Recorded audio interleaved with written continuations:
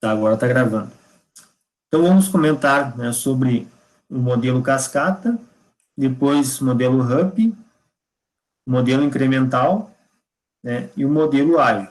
Tá? Que daí, mais adiante, vai ser, não, a gente vai comentar, vai ser aula só sobre o XP e o Scrum.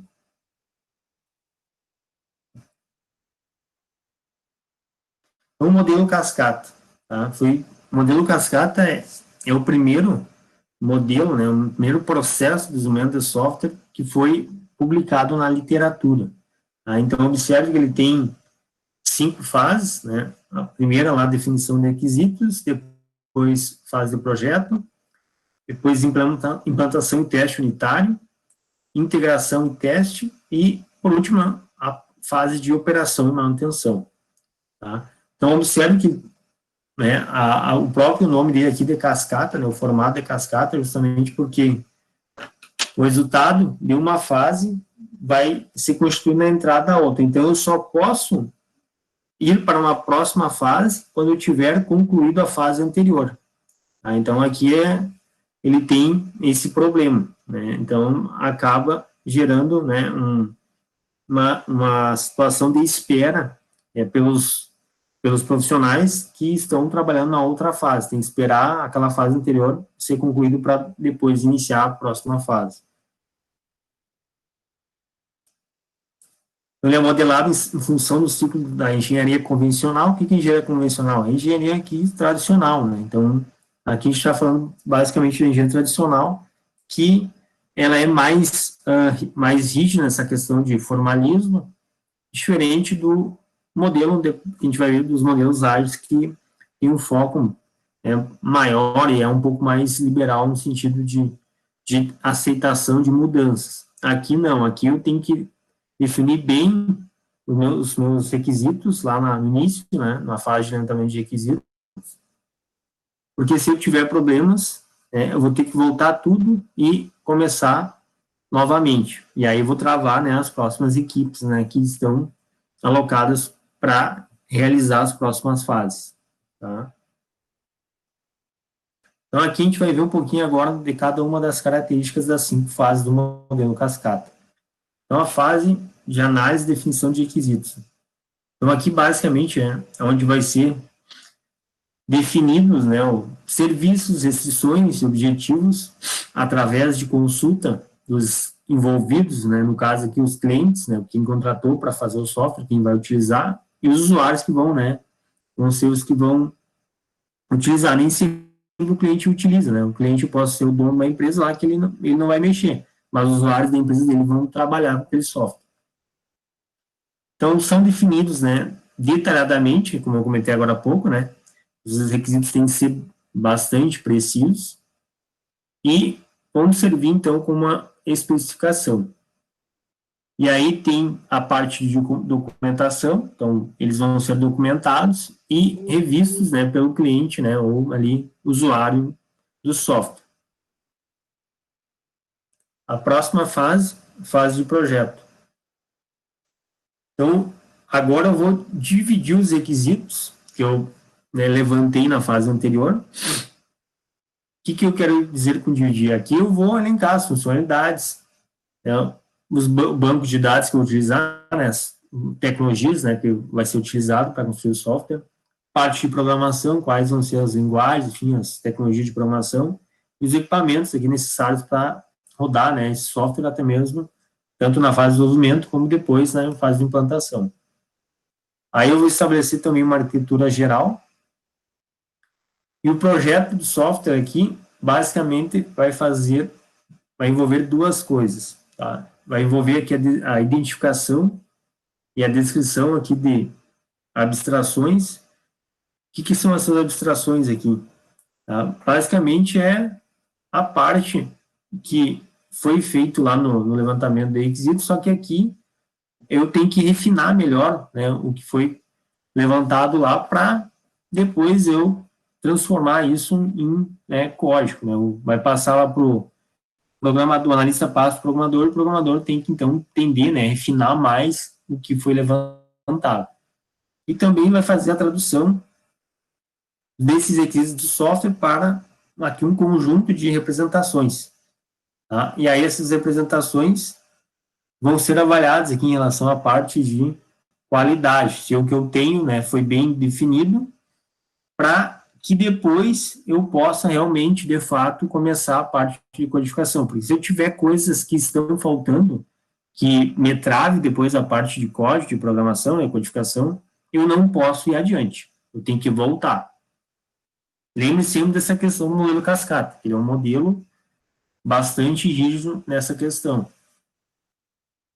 A próxima, fase de implantação e teste unitário.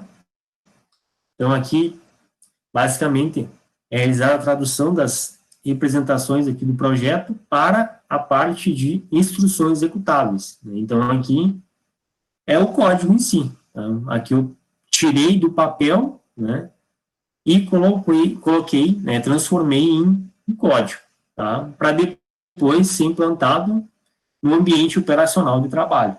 É a fase depois na implantação lá no cliente, né, no usuário. Também é realizado, então, testes unitários, que vai ser realizado nesses testes. A verificação, né, de cada unidade, dos módulos que foram desenvolvidos, para ver se esses módulos desenvolvidos atendem ao que foi levantado lá na primeira fase, na fase de levantamento de requisitos, tá? E se estão de acordo com o que foi especificado.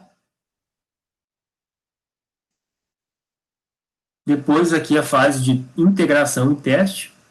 Então agora eu pego aquelas unidades individuais que eu estava verificando antes, testando, né, para ver se estava de acordo com o meu levantamento de requisitos, e vou então integrar eles para testar como o sistema agora completo, como um todo. Tá? Então aqui já é algo bem mais complexo. Antes eu tinha coisas isoladas, testando partes, né, de códigos, né, enfim, de funções separadas, e agora eu coloquei elas todas juntas e elas têm que funcionar corretamente. Tá? Basicamente visa garantir, então, que os requisitos de software, né, sejam atendidos, né, foram contemplados. E após isso, então, né, após toda essa parte de integração dos módulos funcionais e dos testes, eu vou poder liberar o software para o cliente. Então, ali eu já posso implantar lá no cliente. E a última fase, que é a fase de operação e manutenção. Tá? Então, aqui, essa, né, geralmente vai ser a fase mais longa, em termos aqui do ciclo de vida do software. Tá? Aqui, o sistema, então, vai estar instalado, né, vai ser instalado, né, implantado e colocado, de fato, né, em funcionamento. O que quer dizer ali com a questão de, né, manutenção? Por que manutenção? Porque sempre, né, vai ter pequenos ajustes, ou até mesmo, né, melhorias ou novas solicitações de requisitos que o cliente, né, pode solicitar para a empresa fazer. Então, isso é algo normal, tá? E aí, também, né, muitas vezes, mesmo realizando todos os testes, enfim, ali que a gente viu os testes de integração, sempre tem algum errinho que às vezes passa despercebido, mesmo que seja uma mínima coisa. Então, também pode ser causado nessas mudanças, né, ou suporte, né, por pequenos bugs, né, ou então, como eu falei anteriormente, a questão de adaptação, né, melhoria de software para acomodar, né, possíveis mudanças, né, solicitadas, né, exigidas pelo cliente para questões de acréscimo de novas funções, enfim, uma melhoria, né, um desempenho, uma performance melhor do software como um todo. Algumas características gerais, né, então aqui, apesar, né, de toda essa parte de desvantagem, enfim, de fragilidade que a gente comentou aqui, dessa rigidez, né, do modelo cascata, ainda pode ser considerado, né, melhor do que uma abordagem casual, né, na parte do software. Então, é melhor ainda adotar ele do que não adotar nada, né, ou adotar uma metodologia, sei lá, que a empresa criou ali, mas que não está, não tem uma definição na literatura, tá, não tem um embasamento.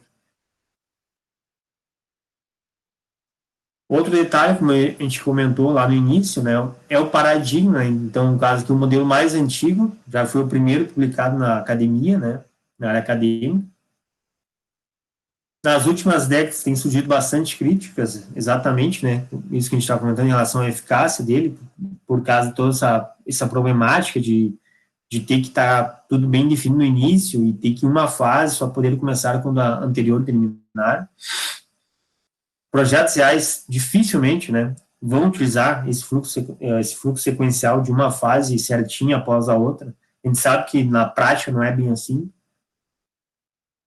Também porque é difícil, né, fazer esse levantamento de todos os requisitos no início, mesmo que sejam às vezes empresas grandes que tenham equipes, né, e funções separadas, é difícil de ter, né, 100% de tudo que é necessário para aquele software lá no início, na primeira fase. E aqui também, né, uma versão executável do software, né, então uma versão funcional, só vai ficar disponível lá no término de todo o processo aqui do modelo cascata, né. Então complica, né, se o cliente já quer algo no início, ele não vai ter que esperar você concluir todas as fases para poder, então, receber esse software funcionando. E também a questão dos estados de bloqueio, né, que a gente comentou lá no início. Então, membros das equipes de trabalho vão ter que ficar esperando, né, sem ter nada para fazer, até que os membros que estão trabalhando nas suas partes terminem, né. Então, por exemplo, o pessoal lá de testes, testadores, vão ter que esperar várias fases ali, né, até a terceira, quarta fase, que é a fase que envolve os testes, para poder começar a trabalhar, né, se envolver no projeto. Então, obviamente, né, ele só vai ser adequado quando os requisitos forem bem definidos, né, bem entendidos desde o início do projeto, desde lá o levantamento dos requisitos. Tá? Aqui poderia ser por um melhoramento, né, por um aperfeiçoamento de um sistema que já existe. Dificilmente vai ser adequado, né, como a gente viu aqui, para fazer um software do zero. Certo? Então, modelo cascata basicamente é isso. Agora, o próximo, modelo incremental. Então, o modelo incremental, né, como o próprio nome está dizendo, agora aqui incrementos, né, são entregues ao cliente para avaliação. Então, incrementos são módulos, né, funcionais. Também dá suporte à prevenção, né, e também à tolerância à mudança. Então, aqui já mudanças passam a ser bem-vindas, já são aceitas, diferente ali do modelo cascata, que mudanças geram um transtorno muito grande, né, tem que voltar para a fase anterior para ver o que ficou para trás. Permite que mudanças também sejam incorporadas, incrementos posteriores, com um custo relativamente baixo. Isso aqui é importante, porque no cascata, o custo de uma mudança era muito alto, principalmente se já tivesse lá no final do projeto. Quanto mais para o final do projeto tivesse que mudar, mais caro se torna o software no modelo cascata. E também mais tempo é necessário para entregar o software.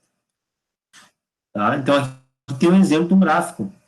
No nosso eixo X temos o tempo do projeto, no nosso eixo Y temos as funcionalidades e características do projeto. Tá? Então, aqui, conforme vai passando o tempo do projeto, tá?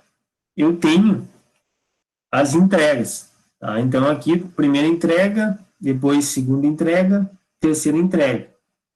Então, aqui, se vocês observarem, né, mesmo ocorrendo algumas mudanças, o valor não vai ser tão alto. Tá? Isso que ele quer passar aqui nessa mensagem, aqui nesse gráfico. Tá?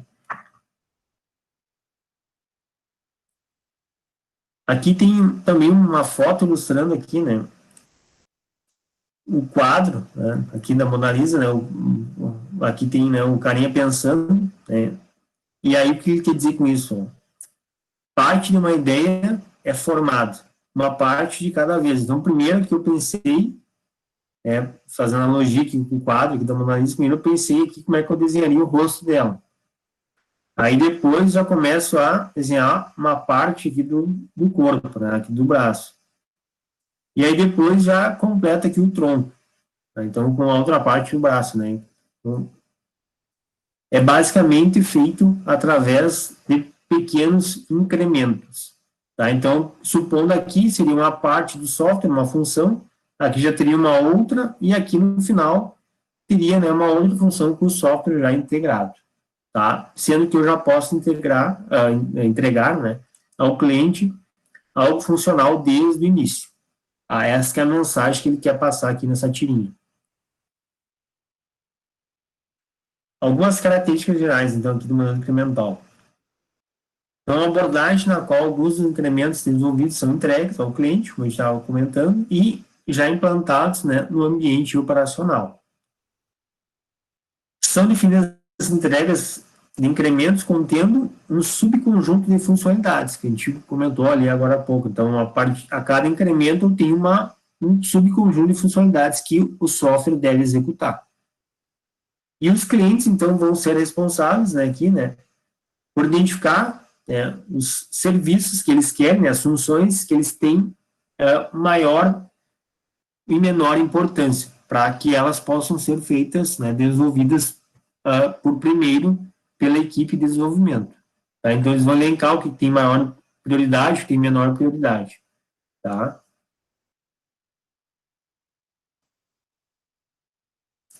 Um outro aqui modelo é o HUP, tá? Então, aqui, o HUP, algumas características dele. É o conjunto de atividades necessárias para transformar requisitos do usuário em um sistema de software. O que ele tem diferente dos outros dois que nós já vimos, do cascata e do modelo incremental? Agora, nesse aqui, ele vai combinar outros modelos. Então, vai combinar o modelo interativo, que a gente estava comentando anteriormente, né, o incremental, e também a questão do desenvolvimento orientado a objetos. Tá? Utiliza como linguagem de modelagem, né, o nosso OML, né, para fazer as notações.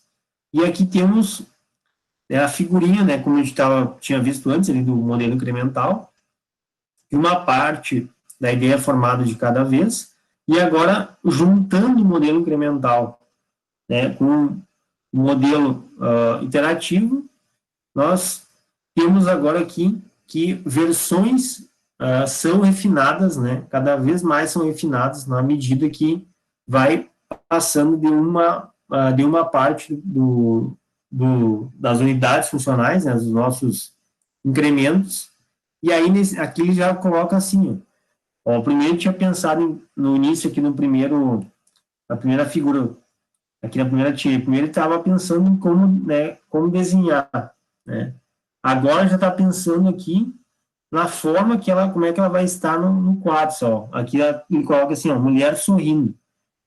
Então, agora aqui ele já colocou, primeiro, só o desenho dela, sem a pintura. Depois ele já começou a desenhar a figura já com algumas cores. E, por último, ele desenhou a figura já no desenho final, né? No caso, como ela ficaria por último. Tá? Então, aqui é como o software se comportaria, né, no final desse processo de desenvolvimento. Tá? Então, aqui, parte das ideias são formadas e aqui eu tenho, então, uma versão mais refinada, né, a cada módulo. Tá? Aqui, nesse primeiro era uma parte de cada vez e aqui eu vou refinando. Ó. Tanto que aqui eu tenho desde o início como o quadro deve ficar.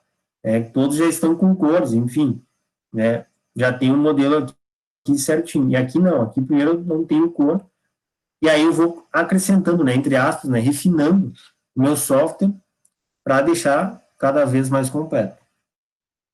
Então, por isso que ele faz essa mescla de combinação entre vários modelos, tá? O processo unificado, ele é um mix, né, entre vários modelos.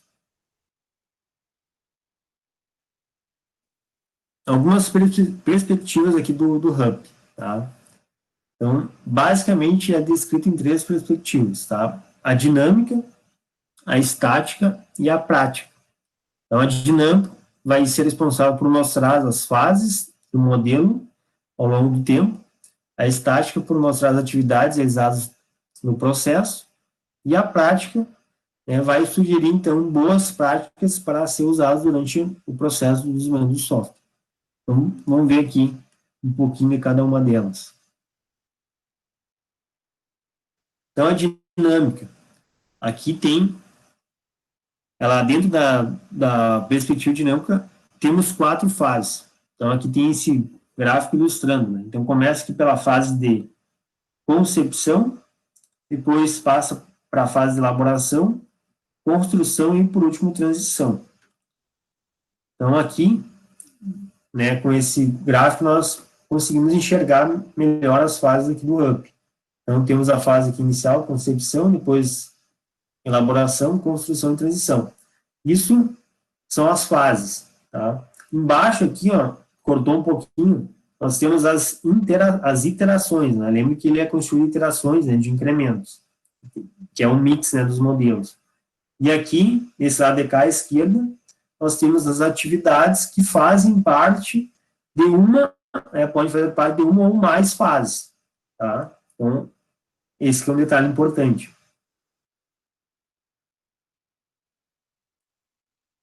Então, aqui, a gente vai ver agora um pouco do que cada uma dessas fases é responsável. Então, a primeira é a fase de concepção. Então, vai identificar todas as entidades externas. Quando eu digo entidades externas, são as pessoas, né, ou outros sistemas, e vai definir, então, as interações. Tá? Basicamente, aqui, vai ser a fase no qual vai ser justificar, então, a execução, né, do projeto, né, a viabilidade, né, em termos de relação, que custo-benefício, né, do software, né, para ser desenvolvido o software, em termos de negócio. Temos também aqui as estimativas de custo de cronograma, né, o cronograma seria o nosso, o início, meio e fim, né, o quanto de tempo nós vamos precisar para desenvolver o projeto, né, o software. Os custos aqui são os nossos orçamentos, né, e também aqui vai identificar possíveis riscos, né, fazer uma análise de riscos que devem ser gerenciados aqui ao longo do projeto. Por que devem ser gerenciados? Lembre que, se nós não tivermos essa análise de riscos, o software pode, né, todo o projeto pode ir por água abaixo. Pode dar problemas ali, desde rotatividade na equipe de desenvolvimento até outras situações que, né, podem ocorrer, né.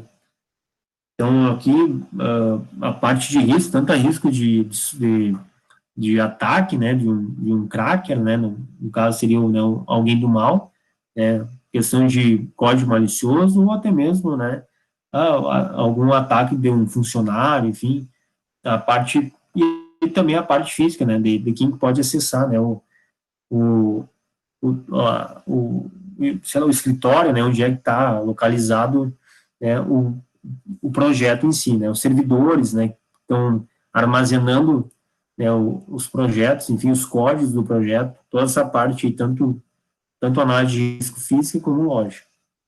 Então, temos que elencar aqui uma análise de risco.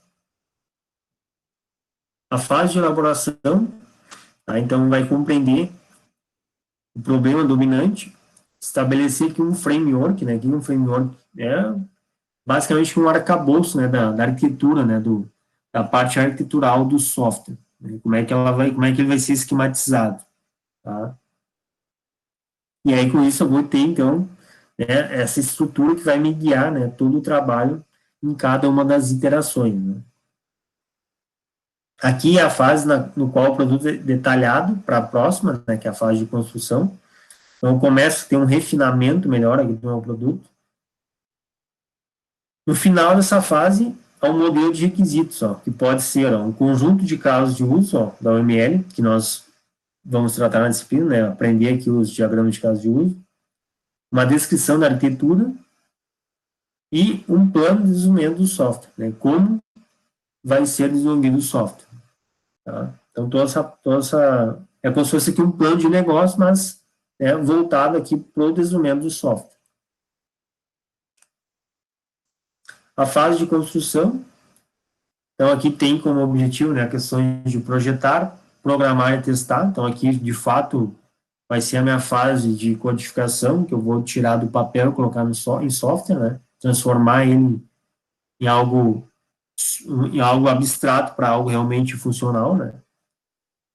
Então, as partes aqui dos sistemas vão ser desenvolvidas em paralelo. Então, aqui, olha só, antes lá no modelo cascata, lembre que nós tínhamos uma fase desenvolvida após a outra, né? Sendo que a posterior só podia começar com o anterior terminava. Aqui eu já tenho, né, um desenvolvimento em paralelo, e também a integração, né, desses módulos funcionais, sendo desenvolvidos em paralelo e testados, né, e também posteriormente integrados. No final dessa fase, então, o software funcionando, né, funcional aqui, e a documentação também associada, né, ao software, né, já pronta para ser entregue aos usuários, né, no caso, também ao cliente aí que contratou, né, o software. E aqui é a fase de transição, a última fase, né, da perspectiva dinâmica. Então, aqui tem o objetivo de transferir o software da comunidade de desenvolvimento para os usuários. Então, sai lá da empresa que foi contratada, né, para fazer o desenvolvimento e já vai ser implantado, né, já vai realmente, de fato, para o ambiente operacional, tá? E quando eu falo ambiente operacional, estou dizendo ambiente real, né, de fato, colocar em ambiente de produção.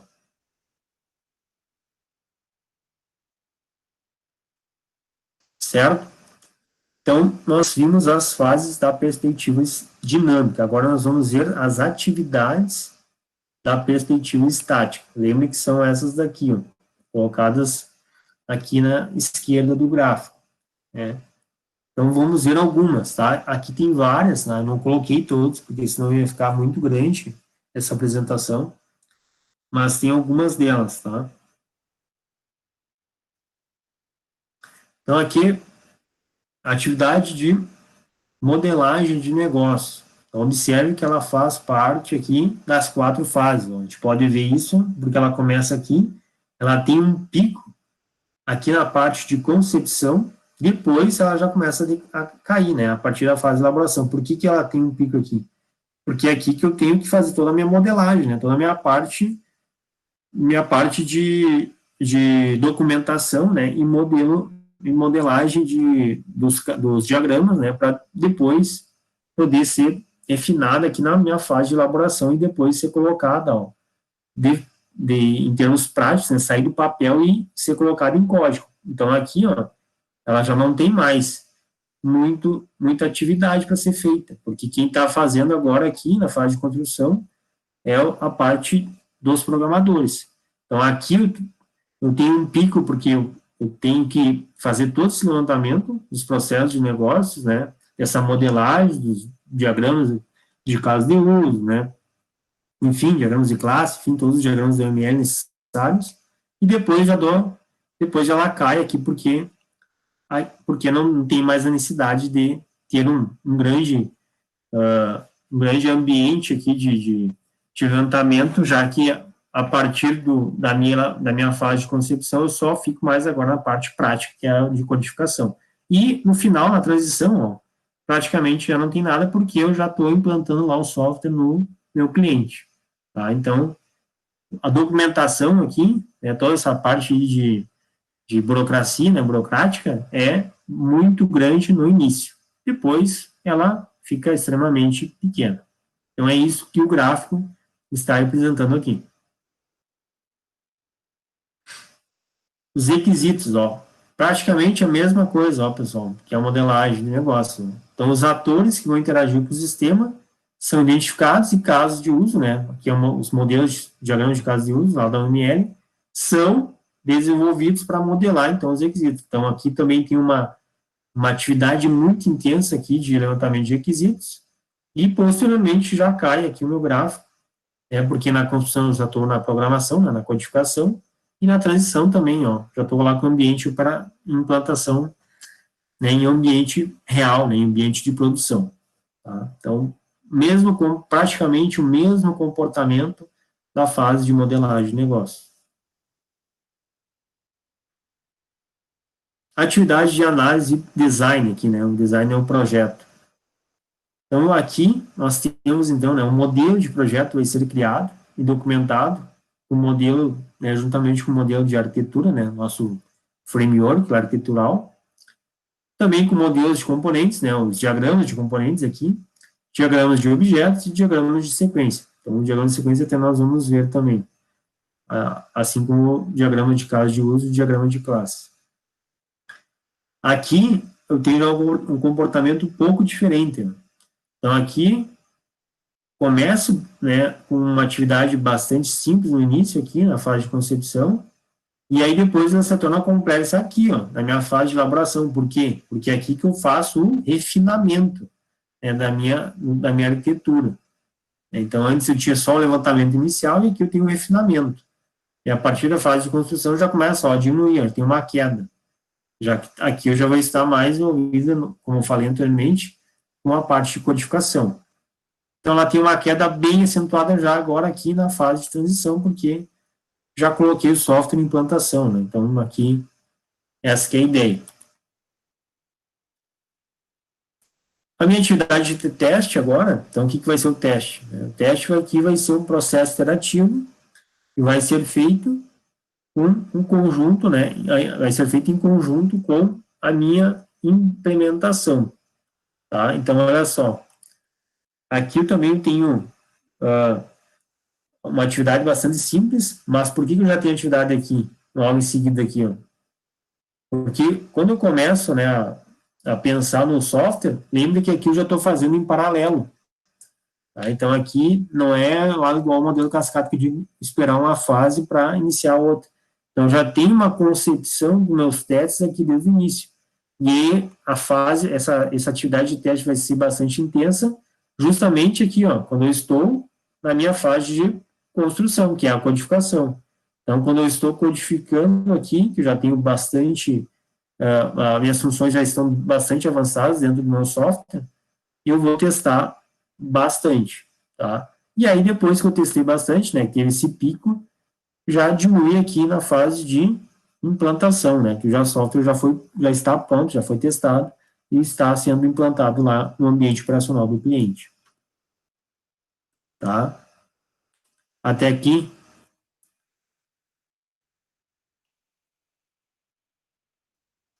tudo bem?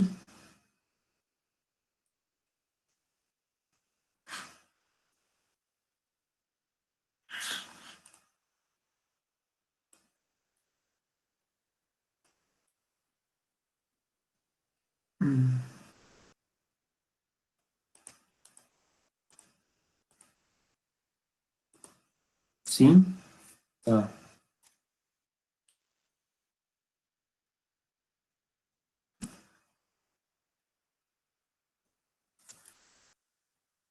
Então, seguindo aqui, mais uma, mais uma atividade, agora temos a atividade de implantação.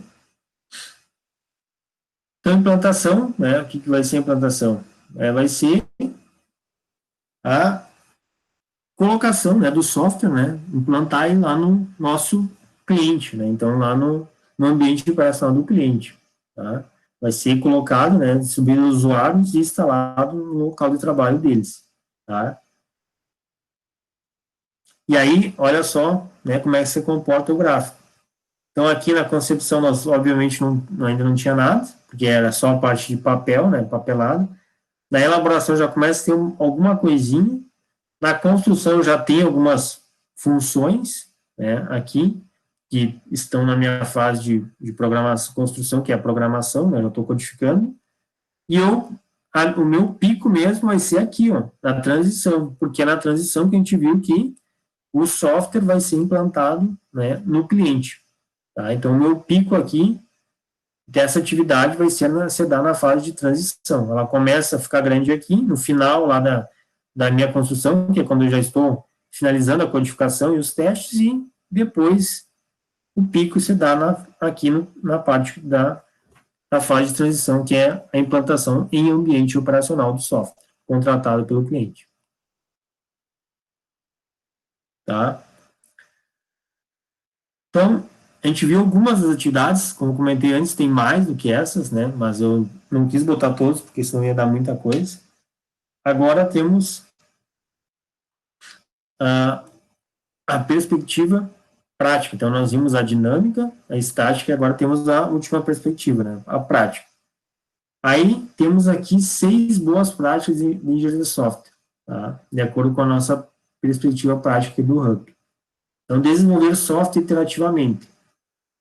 Então, o que, que é? Basicamente, fazer o planejamento dos incrementos, né, com base aqui, né, no que foi elencado de maior prioridade pelos clientes, né, eles que vão informar, né, o que tem maior ou menor, como a gente tinha visto anteriormente, e desenvolver, então, esses recursos, né, que tem maior, né, maior prioridade no início do desenvolvimento. Então, eu sempre vou priorizar o que o meu cliente quer por primeiro, tá, para mim entregar logo para ele.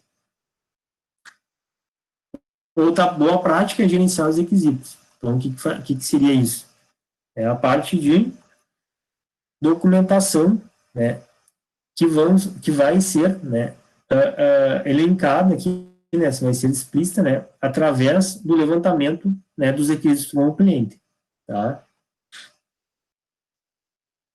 Acompanhar também as mudanças nos requisitos. Lembra que, né, possíveis mudanças sempre podem ocorrer, e no RUP aqui já é aceito, né, possíveis mudanças, né?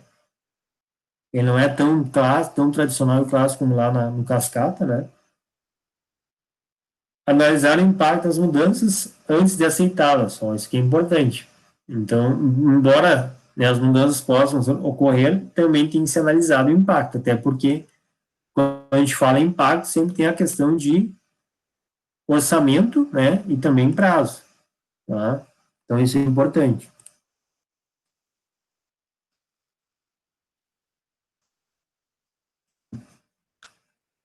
Outra boa, também uma outra boa, um bom uso aqui também seria usar arquiteturas baseadas em componentes. Tá? Então, o que quer dizer com isso?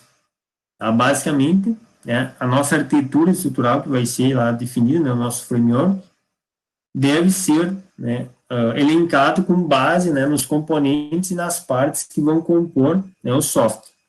Tá? Outro bom uso aqui é, outra boa prática, né, digamos assim, o bom uso aqui da perspectiva prática é modelar o software visualmente. O que ele quer dizer com visualmente? É os nossos modelos, tá? Modelos da OML, então, os nossos diagramas.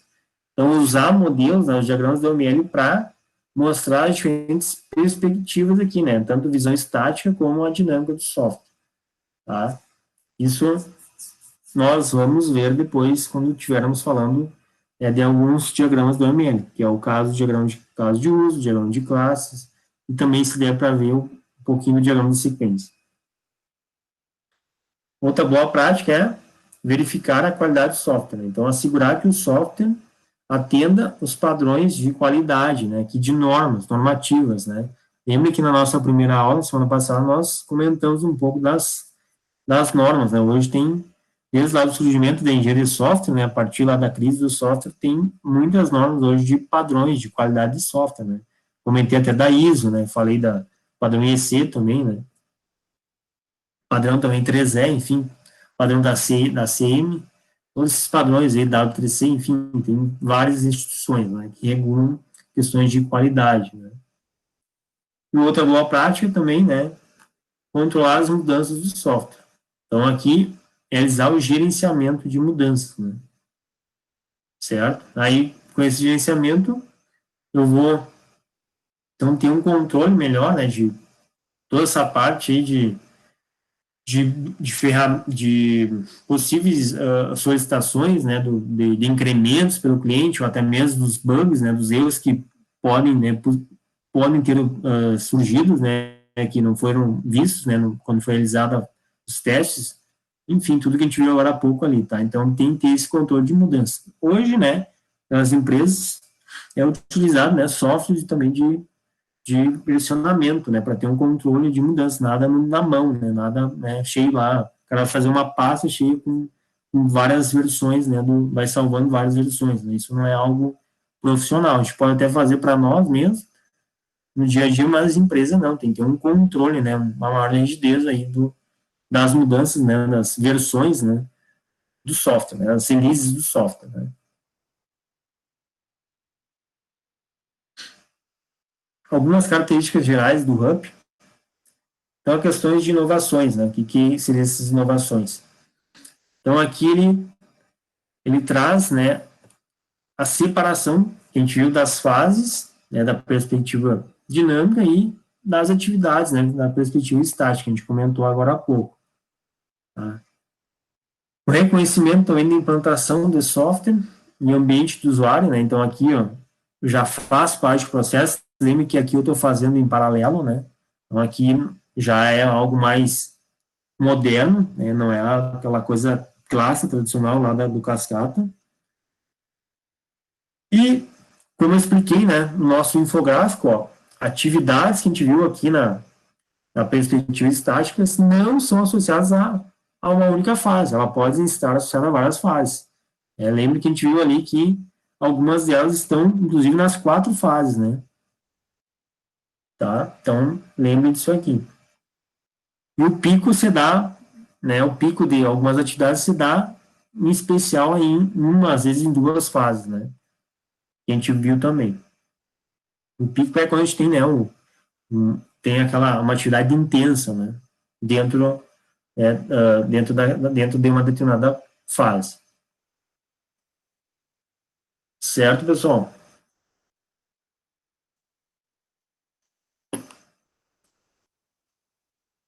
Alguém tem uma dúvida nessa parte aí?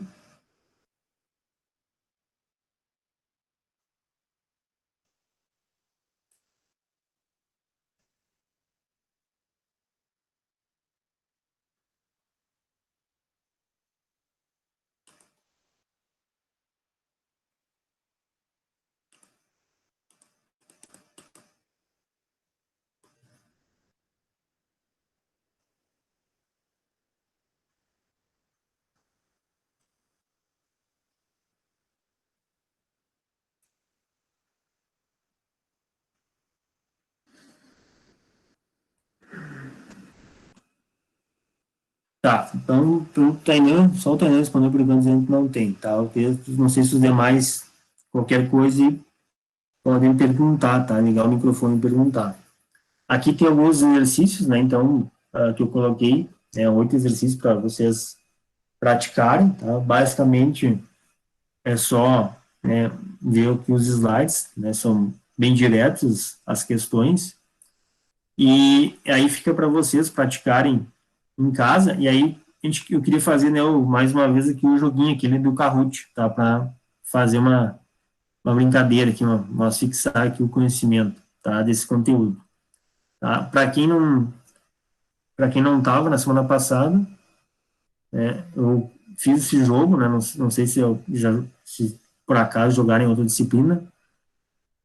Acho que alguém falou que já tinha sido feito em outra disciplina, se eu não estou enganado. Basicamente, eu vou apresentar aqui para vocês, tá? Vou colocar aqui na tela. Aqui tem algumas referências também, tá? Material. Eu vou colocar aqui na tela e aí já vou dar as instruções para vocês, tá?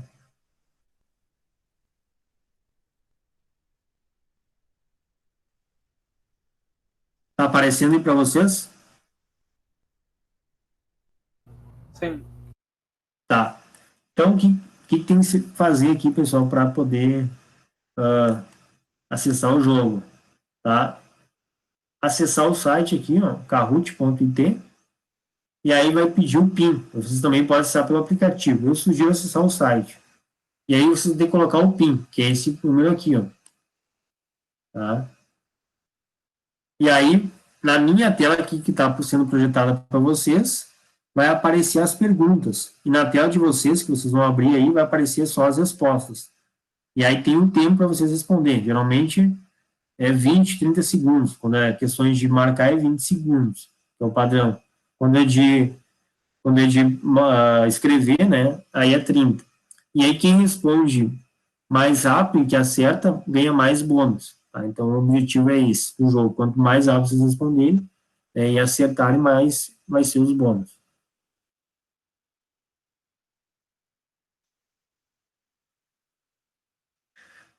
Também só para comentar para vocês da questão da chamada, pessoal. Uh, Embora eu não esteja perguntando para vocês, mas a chamada está sendo feita aqui de forma eletrônica, aqui no próprio Google Meet. Tem uma extensão que eu instalei, e aí eu pego tanto no início como no final, tá? Então, eu estou fazendo essa chamada sim, só não estou perguntando para vocês como é feita de forma tradicional, né? Nas aulas presenciais, mas está sendo feito.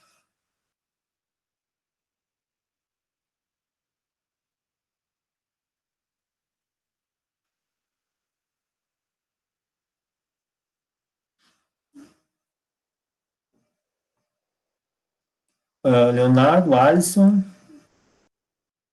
Alisson, Cecília, Jessen, Tainan, Lucas, Augusto, André. O outro botou aqui Bolsonaro. Bolsonaro. Tá. Messi careca. Tá. Coloque de preferência, pessoal, o nome de vocês aí, tá? Para ficar registrado aqui, já que depois também eu vou postar no ambiente, no Moodle, né? Então, entre com o nome certinho de vocês para não dar problema, tá? Vai ficar melhor aí, evitar de dar problema de confusão, né? Até para nós saber quem que daí ganhou depois, tá? Quem que no final do jogo ele mostra ali o ranking, né? Mostra a planilha certinho ali do primeiro, segundo, terceiro lugar também. Os demais também ele mostra no relatório que o Kahoot gera.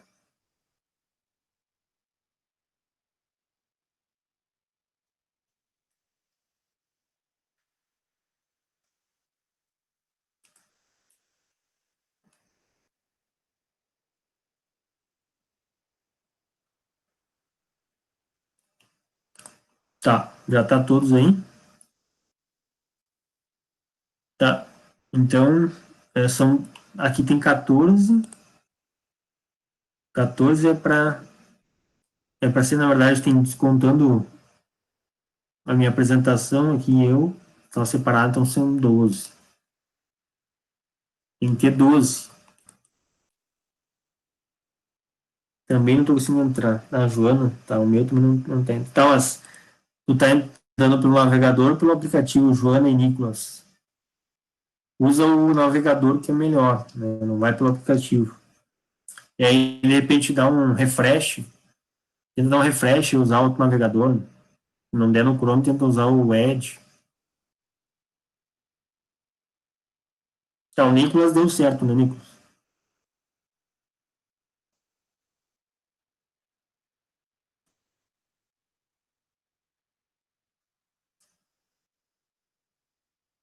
Conseguiu aí, Joana?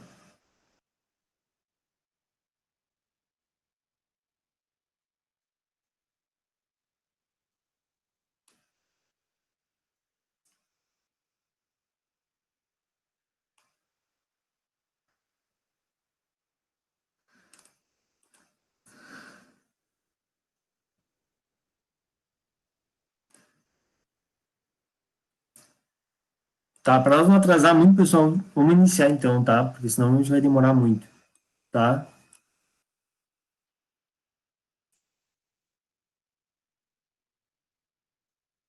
Tá, conseguiu, aumentou o tempo. Hum, não, pior que eu acho que eu não aumentei. Deixa eu ver aqui.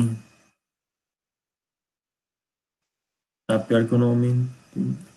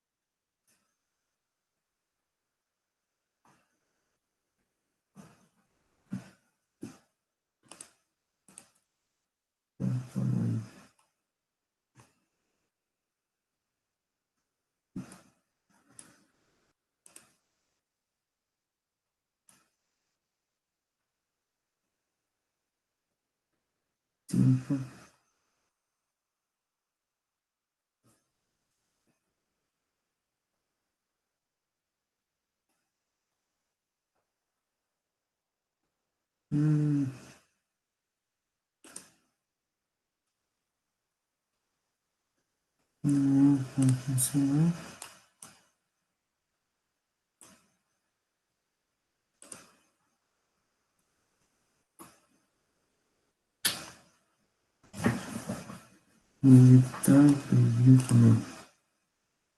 Só um pouquinho, tá, pessoal? Só vou ajeitar aqui para aumentar um pouco mais o tempo.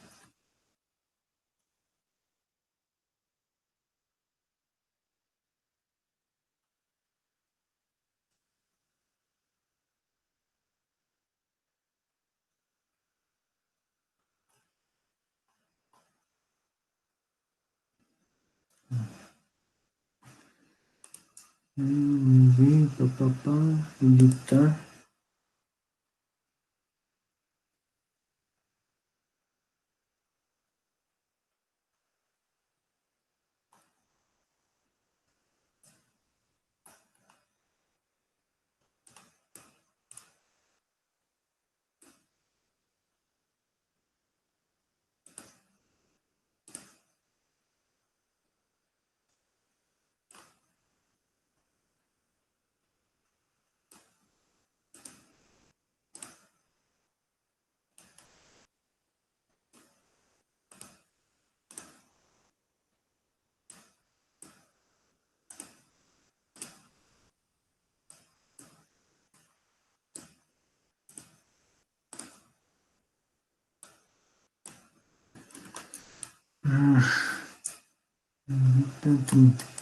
Pessoal, deixei 30 segundos. Eu tava 20, deixei 20, 30.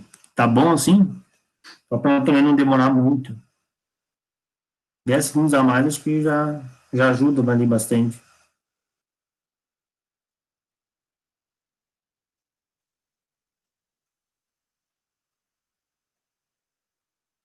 Pode ser?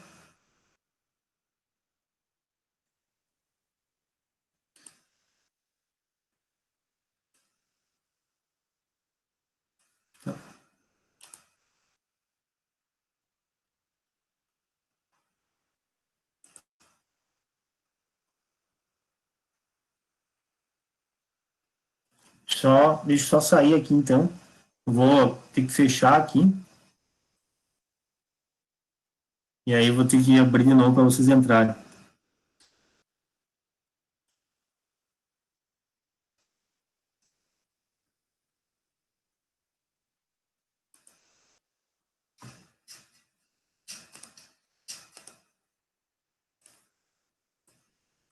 Tá. Então entre aí, coloque esse nome no PIN aqui.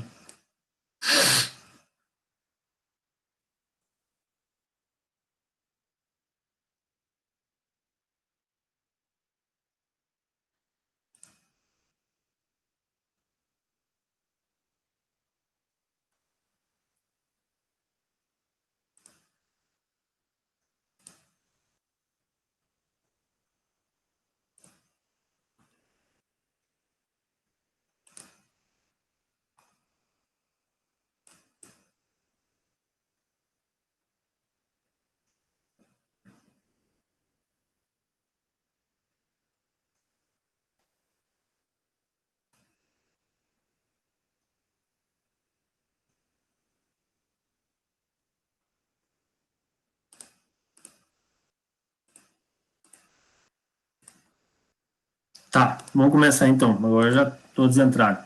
Vou lá, vou startar aqui. Cuidem aí então.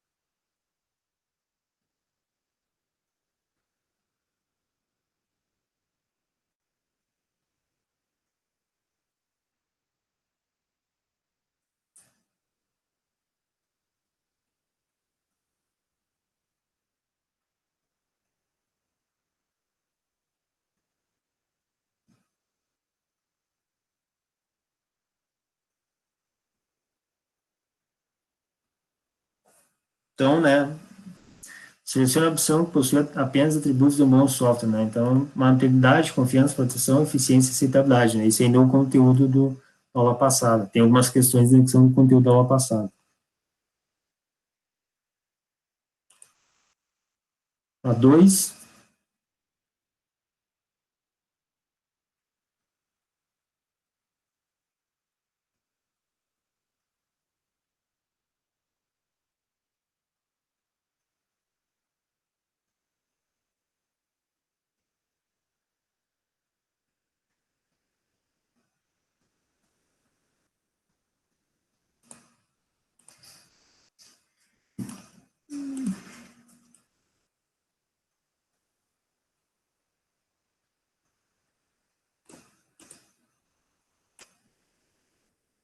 então, qual dessas não é uma das fases definidas pelo modelo HUP, para desenvolvimento de software, né?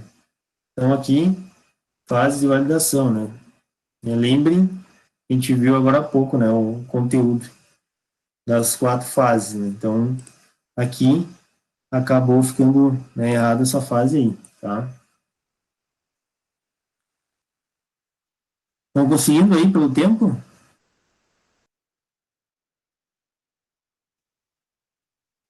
Ah,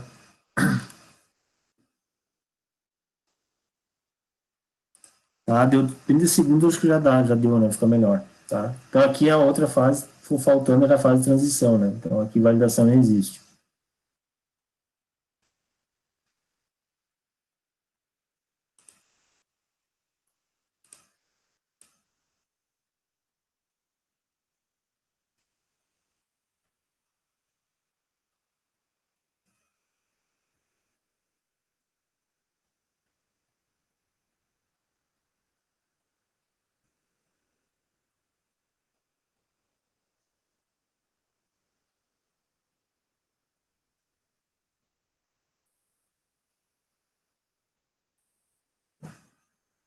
O processo de software ou ciclo de vida é um conjunto de atividades relacionadas que levam à produção do software. Sim, correto. Né? O conceito que nós vimos no início desse material de hoje, né? Na aula de hoje.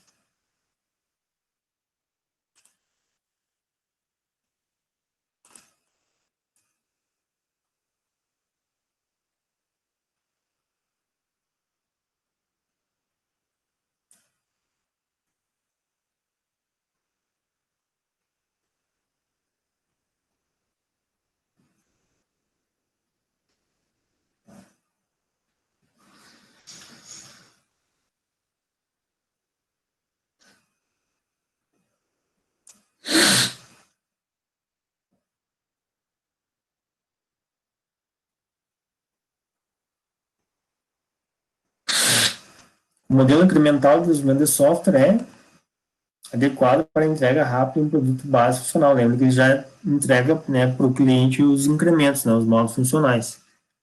A outra que é adequado quando os requisitos são bem conhecidos é o modelo, né? Lembra lá que era o modelo cascata, né?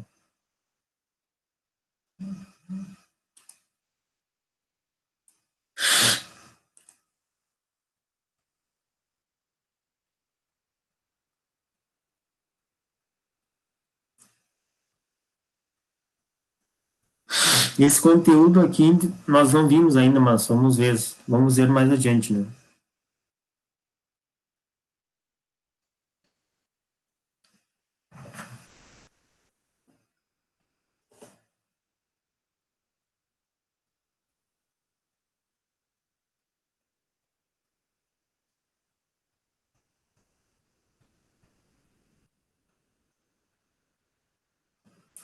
Lembra que nós chegamos a ver ainda nas atividades presenciais a parte, né, dos requisitos funcionais e não funcionais. Aqui, nesse momento, nós não vamos ver, né? Mas mais adiante, sim. Tá? Então, aqui, lembre que pode afetar a arquitetura geral um requisito não funcional, né? Já que ele desencadeia, muitas vezes, vários requisitos funcionais, né? Então, por exemplo, aqui, requisito não funcional de segurança vai desencadear uma série de requisitos, né? Tamanho de senha, a complexidade de senha, a questão de login, usuário, como é que será a autenticação, né? Enfim, tá?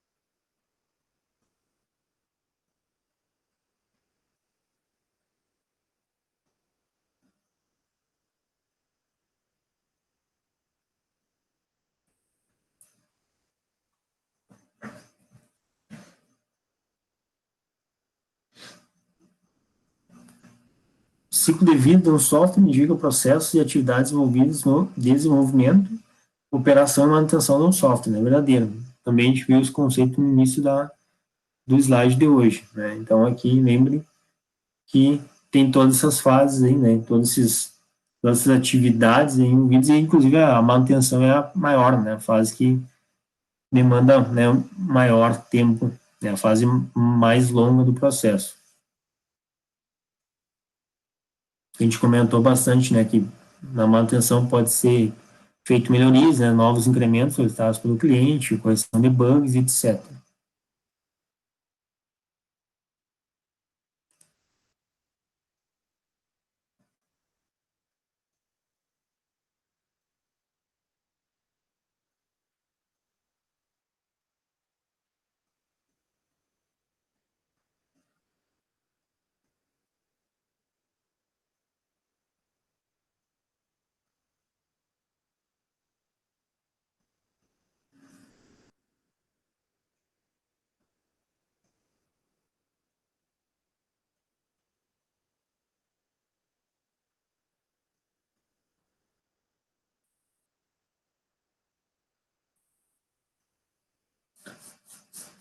Então, o modelo incremental permite que mudanças sejam incorporadas em incrementos posteriores com um custo relativamente baixo. Sim, verdadeiro, né? Lembrem que o modelo cascata que é extremamente alto, né? Se for feita mudanças. Por isso que ele é bastante rígido nessa questão do lado da primeira fase, da fase de levantamento dos requisitos, né? Porque quanto mais próximo estiver da conclusão do software, no modelo cascata, né, da entrega do software, e tiver problemas, né, mudanças, né, sendo solicitadas mudanças, mais caro vai ser, né, o meu orçamento e também o prazo, porque ele é um modelo muito clássico, muito tradicional, muito engessado. O modelo incremental já tem, então, uma aderência maior na questão de mudanças, tá? Então, aí eu tenho um custo bem inferior, aí, em comparação ao modelo cascata.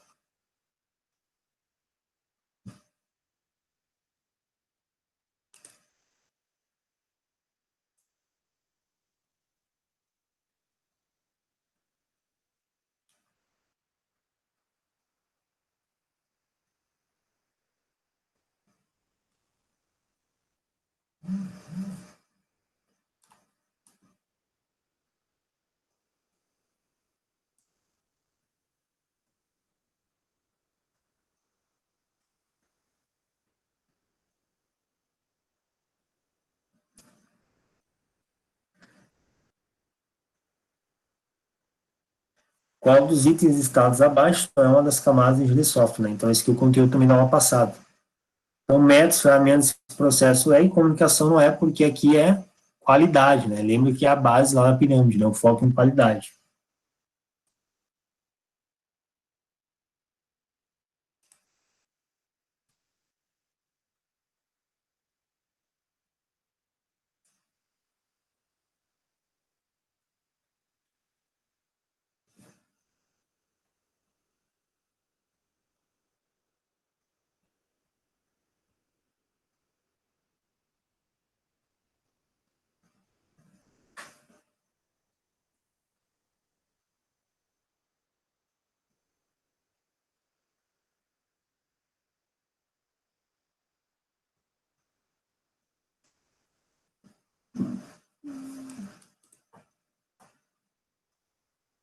Então, aqui, pessoal, atividade, né? Atividade que não faz parte do ciclo de vida clássico do software, né?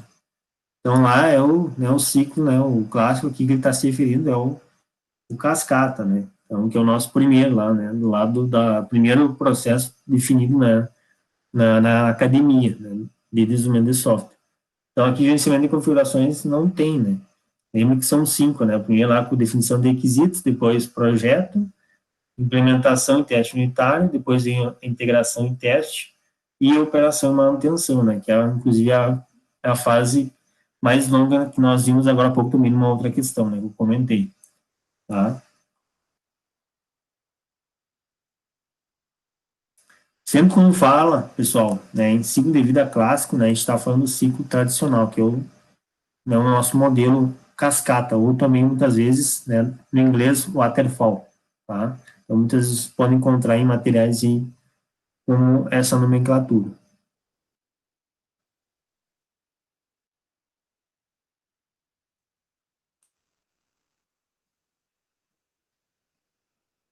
A última questão,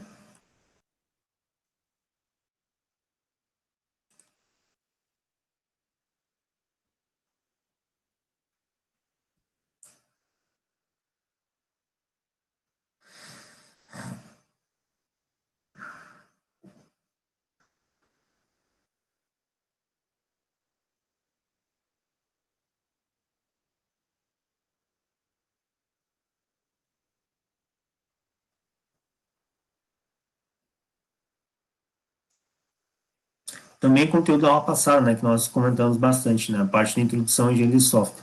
Período emblemático, onde os sistemas de software ultrapassavam custos e prazos, não atendiam o usuário, né? Então, aqui, né, famosa crise do software, né, que nós comentamos, né, que aí, a partir da crise do software, né, criou-se, né, a área de engenharia de software, né? Inclusive, hoje, né, nós temos aí cursos também, né, de engenharia de software, né? Então, profissionais habilitados, capacitados nessa área de engenharia de software, tá? Certo? Então, vou dar um next aqui para ver como é que ficou nossa classificação final. Terceiro, Jesney. Segundo, Augusto. E o primeiro, Tainan. Então, o Tainan foi o vencedor de hoje.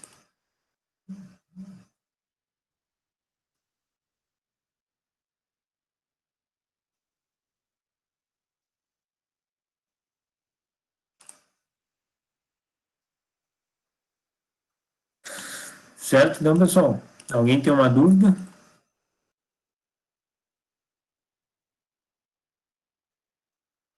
Então, o Leonardo disse que deixou hoje o Tainan ganhar, né? Na última semana foi o Leonardo, hoje foi o vencedor, foi o Tainan.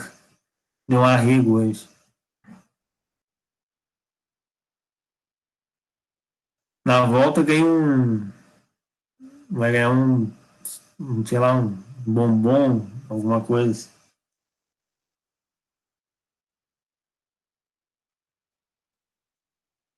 Deixei de ler dois, senão não ia dar tempo.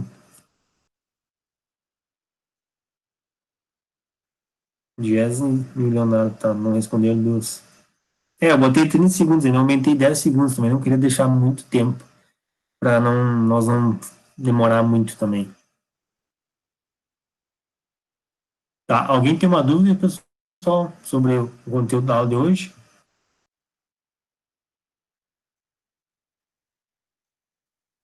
Não? Tudo certo?